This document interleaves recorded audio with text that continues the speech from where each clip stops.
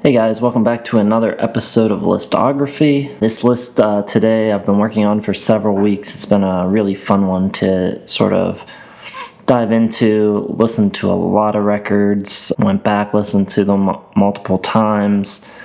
Really difficult to put this one together. We're doing Elton John today, 32 albums. I believe that makes it the second longest list I've done on the channel so far, so it should be fun. So before we get into the list, let's just talk about which ones I'm including and excluding. Elton John has quite a few soundtracks that he's worked on that I am not going to include. That means I won't be including Friends, or The Lion King, or Aida, or The Muse, or Romeo and Juliet, and there's a few others as well. Won't be including his live albums or any compilations, of course, but there are two collaborative albums that I will be including. His Duets album from 1993 and his record that he made in 2010 with Leon Russell. He also has 30 actual studio albums of his own, so in total that comes to 32 records on the list. So with the last long list that I did, the Rolling Stones, they didn't really have a bad album. The records at the bottom of that list I would call maybe bland or generic or a little bit boring or uninspired, but none of them are really awful. That is not the case with Elton John. He's made a number of really bad records, so there's quite a bit of competition for the bottom spot on the list. You might expect that record would come from the 80s, a very synthy, cheesy period in his career, or maybe you would expect it would be from the 90s, a less inspired adult contemporary period. But for his truly worst album, you actually have to go back to the 70s, all the way to 1979. Coming in at number 32, I have Victim of Love. 1979's Victim of Love is a terrible record. It's a disco record, which in and of itself isn't necessarily a bad thing, but oh man, this record is just not good. I can't imagine this record getting people on the dance floor in the middle of disco's heyday. It's not just bad by Elton John standards, this is one of the worst records that you'll ever hear. I can think of a few records that I might say are worse than this, but there's not that many. John didn't write the songs or play any instruments. He just showed up, sang some vocals. How this ever got past quality control at his label is beyond me. It opens with a disco cover of Johnny B. Good, and it does not get better from there. At number 31, I have the album Leather Jackets from 1986. This is Elton's personal least favorite of his. I don't think it's as terrible as Victim of Love, but it's still pretty bad by just about any standard. Elton struggled throughout the 80s with bad production and a lack of direction. This one falls in the midst of a number of albums that were tarnished by bad reverbs and cheesy synths. Unfortunately, there aren't really any good songs underneath the production on this one. It was during a really bad time in his life. He was unhappily married, doing tons of coke, and his voice was damaged and would require surgery before his next record. Not that great albums haven't come out of similar turmoil, but this is not one of those situations. At number 30, from 1993, I have the album Duets. Given that there are different writers and different producers on nearly every track, you wouldn't expect this record to be so uniformly sucky. But Duets delivers some of the worst adult contemporary garbage that the early 90s had to offer. Seriously, listening to this record made me feel like I should be having my teeth cleaned. There is nothing remotely cool or edgy or even artistic about this record. I'm sure lots of people have this stashed in their collections next to their Kenny G and Celine Dion CDs. Even the duet with Katie Lang, who I think is one of the greatest vocalists of all time,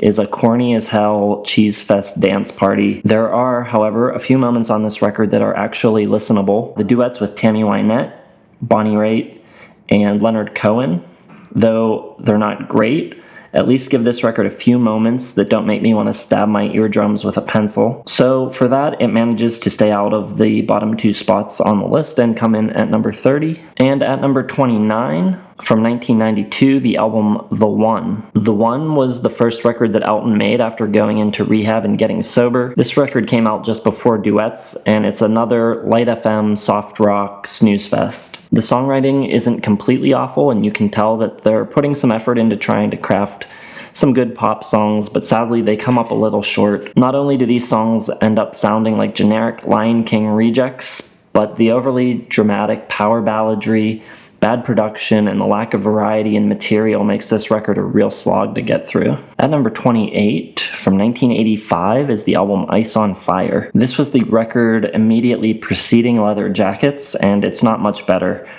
That said, I do like the horns on This Town.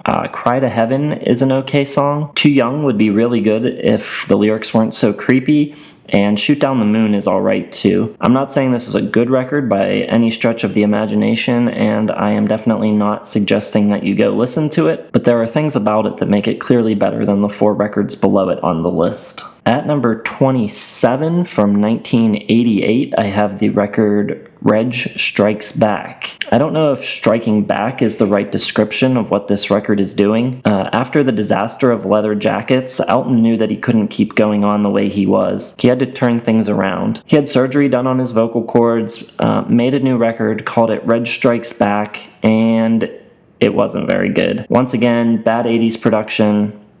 Not quite as synthy as Ice on Fire and Leather Jackets, but really bad electric piano sounds all over this thing. Very synthetic sounding drums and bass, too much reverb. The songs aren't that great either. A Word in Spanish is the only one that might be salvageable given better production. At number 26, from 1997, is the album The Big Picture. Just when Made in England made it seem like the clouds were parting on Elton John's long drought, he went right back to his old producer Chris Thomas, who was responsible for much of his least exciting output, and made another crappy adult contemporary record. It's actually a lot better than The One, but it's frustrating because at this point it's pretty obvious that he still has a lot more to offer. You might remember the single Something About the Way You Look Tonight, and that's probably the best song on the record. So moving on from bad records to the ones that just aren't very good. At number 25, I have the record Breaking Hearts from 1984. I think I dislike this album more than the average Elton fan.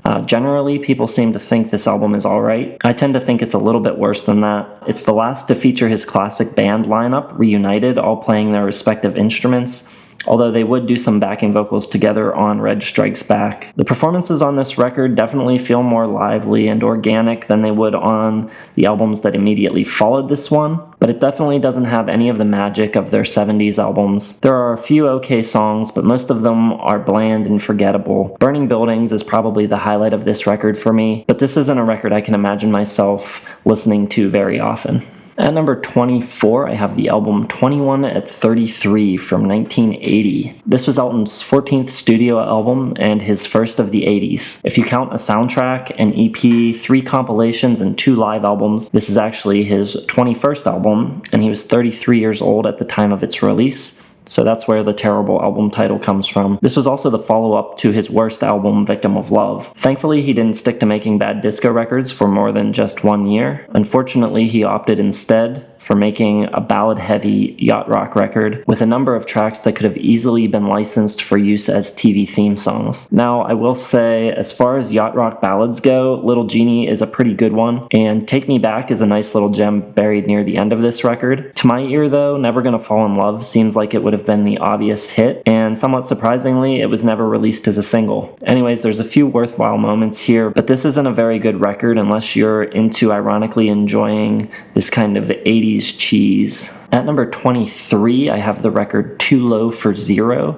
This is from 1983. Just about everyone seems to be in agreement that this was his best album of the 80s. Ultimate Classic Rock magazine even ranked it as his 5th best record overall. It's not that hard to understand why. It has a pop sheen to it, a decent set of songs, and his biggest hits of the decade. I'm Still Standing, and I guess that's why they call it the blues, are really the only songs from the 80s that you still hear on the radio with any sort of regularity. But in my opinion, this record is really overrated, while some of his other records from earlier in the decade are a little underrated, so I actually don't think that this is his best album of the 80s. I actually can't stand the song I'm Still Standing. I think it's one of his worst songs. This is also the record where his production crosses a line for me. On The Fox and Jump Up, the 2 records that came out just before this one, the production wasn't great, but it didn't really affect my enjoyment of those albums. But I can say that the songs on Too Low for Zero are definitely less enjoyable because of their production. The album's best track is probably its opener, Cold as Christmas, in the middle of the year. At number 22, I have his most recent record, Wonderful Crazy Night from 2016. Wonderful Crazy Night isn't a great album, but it's okay. If you saw my Elvis Costello video, you might be aware that I'm not really a big fan of T-Bone Burnett's production, and that holds true here. It sounds pleasant enough, but it's not really interesting, exciting, or engaging. The songwriting is okay, not bad. None of the songs really stand out as great. I really don't have a ton to say about this record. It's fine, just not that memorable. At number 21, I have the record from 2013 called The Diving Board. This is another T-Bone Burnett production. The idea behind this one was to make a record quickly like he had done during his 70s hot streak. Elton John describes the album as his most piano-oriented and the most adult album of his career. Two assertions that I agree with. It's also one of his most lyrically dense records and one of his least catchy. It can be a somewhat difficult record to get into, but ultimately it's pretty rewarding if you stick with it. Still, I can't help but feel that this could have been a lot better with a different producer behind the board. Someone like Nigel Godrich comes to mind. Production similar to what he provided on McCartney's Chaos and Creation could have worked really well here. In any case, this is a record that shows that the John Toppin songwriting duo is still capable of writing great songs, even if they're struggling to present them in a way that makes you want to listen to them more than once. At number 20, I have the record The Captain and the Kid from 2006. This record is pleasant enough, and it's a bit more tuneful than The Diving Board, but again, not an album that cries out for repeated listening. Tinderbox, Must Have Lost It on the Wind, and Blues Never Fade Away are the best tracks. At number 19, from 1989, the record Sleeping with the Past. This is another record that isn't really great per se, but coming after Ice on Fire, Leather Jackets, and Reg Strikes Back, and coming just before The One, this record is like a sonic oasis. He took inspiration from 60s R&B after Billy Joel's Innocent Man album, which pulled inspiration from the same sources, was successful. The production is mired in a lot of 80s cliches, but the melodies on this record are actually really strong. Healing Hands and Amazes Me are really good. The title track is catchy, and Sacrifice has the melody of an obvious hit. It's hard to believe that this was his last record before going into rehab and not the first one after rehab, because this record has a much more clear, direct, and tuneful quality to it than any of his other records from the era. At number 18, I have A Single Man from 1978. As the first album without lyrics from Bernie Taupin, and the first to be produced by someone other than Gus Dudgeon since Empty Sky, A Single Man ushered in a new era for Elton John. Its opener, Shine On Through, is absolutely fantastic, but after that the record is kind of hit or miss. The absence of both Taupin and Dudgeon is sorely felt. The lyrics are a definite weakness of the album, and it's a little overproduced and probably would have been better had a little bit more restraint been exercised. At number 17, I have his debut album, Empty Sky, from 1969. This record sounds like a young songwriter copying his heroes. It's a little bit psychedelic, a little bit proggy, and a little bit folky. It's not at all a bad record, though. Skyline Pigeon is great. I like Valhalla a lot. It's not the fully formed version of what he would become, but all of the elements are there. Okay, we're halfway through the list now. On to number 16, going with the record Jump Up from 1982. The album cover isn't doing this one any favors, but Jump Up is a lot better than it looks. Like A Single Man, this is another hit and miss record, but I think it's moderately underrated. Empty Garden is pretty easily his best song of the 80s. It's a beautiful tribute to John Lennon, and just an absolutely stunning track. Legal Boys, a song written with Tim Rice, is pretty decent. Ball and Chain is cool. Blue Eyes is a great jazzy tune, and even though I Am Your Robot is often cited as the album's worst track, I'm a fan of its weirdness, and I find it to be very, very catchy. Dear John and Princess, along with a few other tracks, are pretty bad, but it's far from a total loss. At number 15, I have The Union from 2010. This is his collaborative album with Leon Russell. Easily the best of the trio of albums produced by T-Bone Burnett. A lot of that has to do with Leon Russell, but most of it simply has to do with the songs being a lot better than they are on the two albums that followed it. Jimmy Rogers'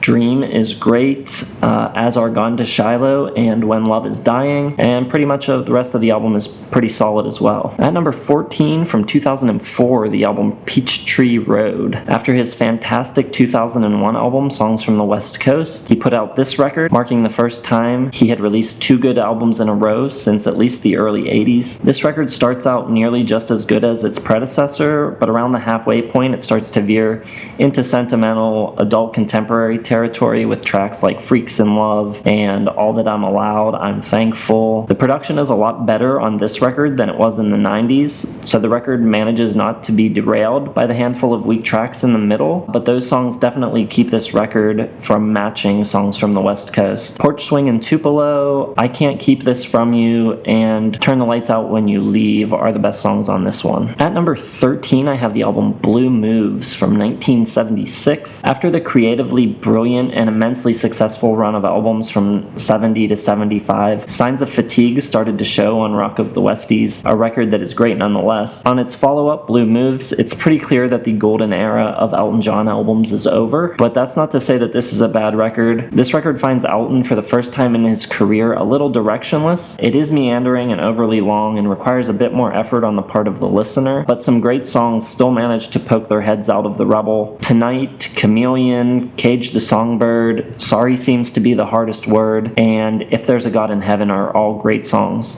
At number 12, from 1981, the album The Fox. This is one of Elton John's worst-selling albums in the US. It hasn't even been certified gold yet. I think it's only sold around 300,000 copies. It had a few singles that charted, but no one outside of his biggest fans really seemed to remember them, which is a shame because there are a lot of really good songs on this record. Heart in the Right Place, Just Like Belgium, Elton's song, and the title track are all excellent, and the song Chloe is one of my new favorite Elton John songs. All of that adds up to make The Fox the Elton John record that's most overdue for revisiting and a critical reevaluation. At number 11, from 1975, the album Rock of the Westies. Definitely not the caliber of the records that preceded it, and maybe showing some signs of fatigue, but I feel like A Bullet in the Gun of Robert Ford is great, and Feed Me is maybe one of the best deep cuts from any of his 70s albums. And I didn't factor them into the ranking,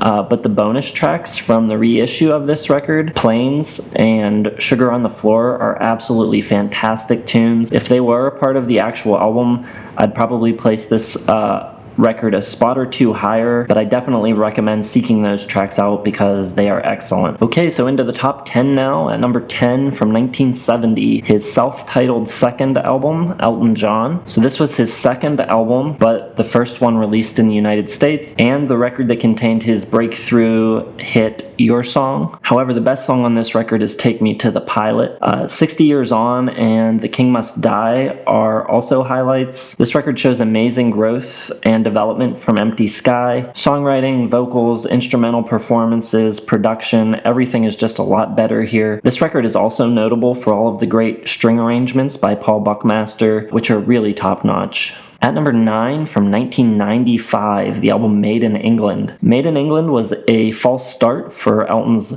late career resurgence, since he'd follow it up with the dismal The Big Picture, and not truly get his groove back until its follow-up, Songs from the West Coast. But it's a great record that falls right in between two of his worst. It's Elton at his most McCartney-esque, with production that steals more than one page from Jeff Lynne's playbook. Really not a bad song in the bunch. If this is a record that you've slept on because of where it falls in the chronology of his records, definitely make sure you give this one a listen. At number 8, from 2001, Songs from the West Coast. So I've mentioned this record a few times in talking about some of the other records. After years of albums that promised to be comebacks or returns to form, there was finally an album that fully delivered on the promise. The songs on this record are fantastic. The musicians all play incredibly well, and the production is warm and allows the songs to breathe. The entire record was recorded to tape and just sounds great. The only thing that really keeps this record from completely recapturing the greatness of his 70s classics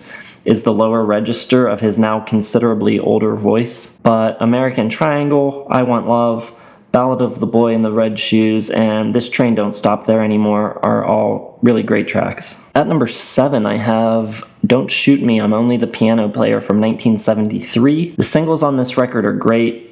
Daniel and Crocodile Rock. There are other great tracks as well, such as Have Mercy on the Criminal, Blues for Baby and Me, High Flying Bird, and Texan Love Song, but somehow this record doesn't come across feeling as essential as some of his other albums from this period. It does feel a little disjointed and doesn't really flow that well as an album. It feels more like a collection of songs rather than something that's meant to be taken in as a single piece of art. A great album nonetheless, and certainly worthy of a place among his top 10, but not quite upper echelon for me. At number 6, I have the album Madman Across the Water from 1971. If Don't Shoot Me was maybe a little overly eclectic and disjointed, one criticism of Madman Across the Water would be that maybe it isn't varied enough. The vast majority of this record features songs centered around Elton's piano, a solid rhythm section, and lavish string arrangements. It's a minor critique. This is a great album with fantastic tracks like Tiny Dancer, Leave On, Razorface, Indian Sunset, Holiday Inn, and the title track. Even if they do bleed into one another a little bit, it's still classic Elton John. Alright, now for the top 5 and what I consider to be the top tier Elton John albums, although Madman misses inclusion in that group by just the narrowest of margins. At number 5, I'm going with Honky Chateau from 1972. Honky Chateau took the songwriting formula that had developed on Madman Across the Water and expanded upon it by sprinkling in a bit more variety. Elton's voice sounds particularly great on this record. Interestingly, the album's biggest single, Rocket Man, is probably my least favorite of his classic era hits, but there's still a ton on this record that I love. Mellow and Slave are both great tracks, and for a while, Mona Lisa's and Mad Hatters was my favorite Elton John song. Although after doing this deep dive into his catalog, I'm not sure that it still holds that title, but I really love that song. At number 4, from 1974, the album Caribou. Caribou is a fantastic record and maybe a little overlooked as far as his classic albums go. It opens with The Bitch Is Back, which is a great rocker in the vein of Saturday Night's Alright for Fighting, but it's a much better song with a tighter groove. I love the horns on it. The album's other single, Don't Let the Sun Go Down on Me, is one of his all-time best piano ballads. Other highlights are Pinky, Dixie Lily, I've Seen the Saucers, and Ticking. But really, this is a great record from start to finish. At number 3, from 1973, Goodbye Yellow Brick Road. One of the more excellent double albums from front to back that you'll ever find. This is still an absolutely killer record, one of the best records of the 70s. It's an extremely eclectic collection of songs that shows the breadth of John's songwriting talents, while still coming together as a cohesive record. Side 1 could perhaps compete for the title of the most perfect album side of all time, with Funeral for a Friend, Love Lies Bleeding, Candle in the Wind, and Benny and the Jets. Then you flip the record and immediately get hit with the title track, Goodbye Yellow Brick Road. Other favorites for me would be This Song Has No Title, Gray Seal, The Ballad of Danny Bailey, All the Girls Love Alice, and Roy Rogers. Jamaica Jerk Off is maybe the only song that I don't really care for that much, but overall this is just a phenomenally good record.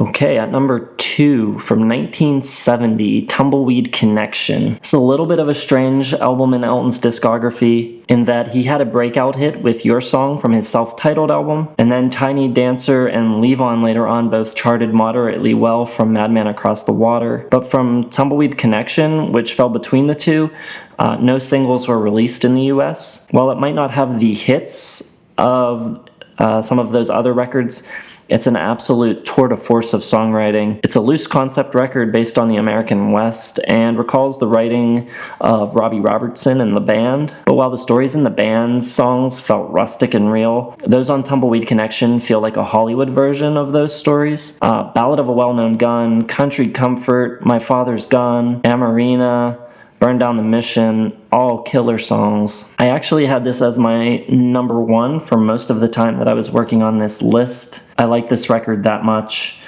It was so close. I kept flip-flopping, but ultimately I decided to go with a record that was maybe a little bit more representative of the rest of his career, and this one feels like maybe a little bit of an outlier. So having said that, at number 1, from 1975, Captain Fantastic and the Brown Dirt Cowboy. This record is meant to be an autobiographical account of Elton John and Bernie Taupin's early years. The result is a set of songs that feel more personal than Taupin's usual character studies and story songs. It just so happens that these more personal songs arrived at a time that coincided with a band reaching the peak of its powers. Dee Murray, Nigel Olsson, Davy Johnstone, along with Ray Cooper, and of course Elton himself, had by this point gelled into what really was one of the best rock bands of all time. People might not understand how he could have released so many great records early in his career and then been so inconsistent for the rest of it, but people forget that this was a band,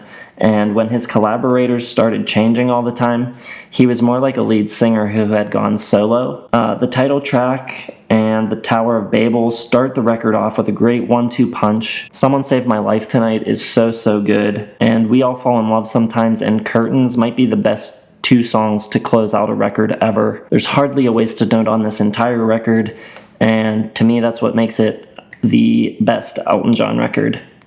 So that does it for my listography of Elton John. Hope you enjoyed it. Hope the video wasn't too long.